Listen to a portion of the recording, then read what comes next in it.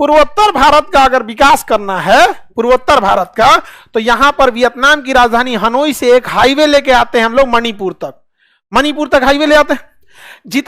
कोई भी सामान खरीदना, और एक सिंगापुर से हाईवे ले आते हैं, इससे मिला देते हैं। समझा गया? जितना व्यापार करना है वो यहां से ले आएंगे, चाइना से, हांगकांग से, जापान से, जो खरीदना है कहां उतार दो? सिंगापुर में। वैसे ही यहां उतारते हैं तो सिंगापुर में, यहां जहाज लगाना ही है सिंगापुर में, यहीं पे जहाज वाला पेट्रोल भरता है, रेस्ट करता है, ड्यूटी चेंज करता है, तो कहेंगे यहीं उतार दो, और ट्रक से लाद के। पूर्वोत्तर भारत, जब यहां से व्यापार आवागमन होगा तो क्या पूर्वोत्तर भारत पिछड़ा रहेगा?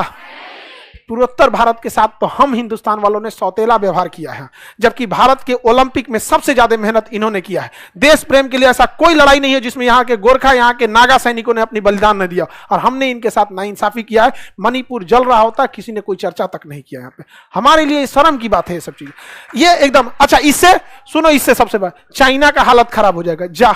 हम जा रहे थे मालदीप में, इस सड़क लेके चल गया सीधा ने, और चाइनीज नौसेना का अड्डा है ये हेनान द्वीप। कौन द्वीप? हेनान। तुम अगर यहां आओगे हम भी यहां जाएंगे। समझ आ गया कि नहीं? हेनान द्वीप को व्यवस्था कर देंगे। इवन हेनान द्वीप ही क्यों, पूरा यहां से यहां बॉर्डर पे सेना लगा देंगे। समझ आ गया? और इन देशों के पास पैसे नहीं है, समझौता करेंगे, सड़क हम बनाएंगे, सड़क का इमरजेंसी में यूज हम करेंगे in any case, any case में खत्म कहानी।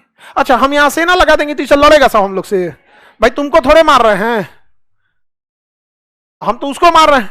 सड़क बना लेंगे, जिम्मेदारी दे दीजिए नितिन गडकरी साहब को। सड़क बनाने के लिए हमारे पास तो हनुमान जी की रफ्तार से सड़क बनाते ही नितिन गडकरी साहब बना देंगे, 2 साल में बना देंगे। कहां तक? यहां से यहां, यहां से यहां। सबसे ज्यादा फायदा पूर्वोत्तर को होगा कि नहीं होगा?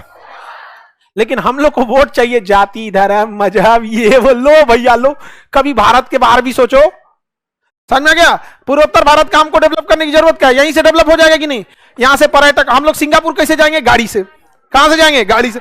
एक से एक 4 व्हीलर चलाने वाले हैं सब। मोटरसाइकिल का जिसको लत लगल रहता है ना, वो सिंगापुर जाएगा मोटरसाइकिल से, ग्रुप में जाएगा सब, 50-50 को। यहाँ पे हम लोग यहाँ ट्रांजिट फीस ले लेंगे, जिसको जाना है 10,000 रुपया का लाओ ट्रांजिट फीस, जाओ। वहां के लोग को रोजगार मिलेगा, सारे लोग यहाँ पे मोटरसाइकिल की सर्विसिंग सब खोलेगा, यहाँ पे रेस्ट वेस्ट की व्यवस्था। भाई कोई कहीं से जाएगा यहाँ पे आके पहले क्या होगा?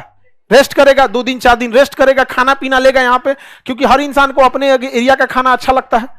वो यहाँ कौन सी खाएगा? थाईलैंड, वियतनाम में कुछ खिला देगा सब, सांप, घोड़ा, बिच्छी सब यहाँ से। तो इस एरिया का डेवलपमेंट होगा कि नहीं होगा?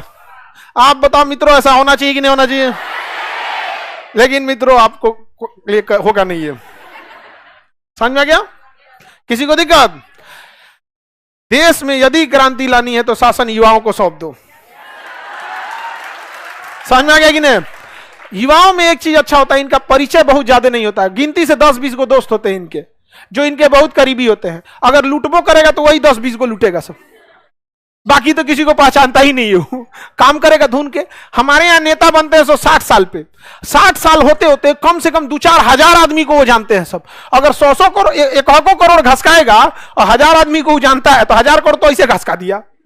समझ में? आप लोग के कितना परिचय होगा अगर आपको दिल्ली में बैठा दिया जाता? कोई बगल का आदमी कहेगा नमस्ते, कहें कौन है आप? फ्रांस के राजदूत। अरे भाई बैठिए, खड़ा क्यों है यहाँ? समझ में आएगी नहीं? आ गया? आगे बढ़े तो इधर 5 देश याद हो गए।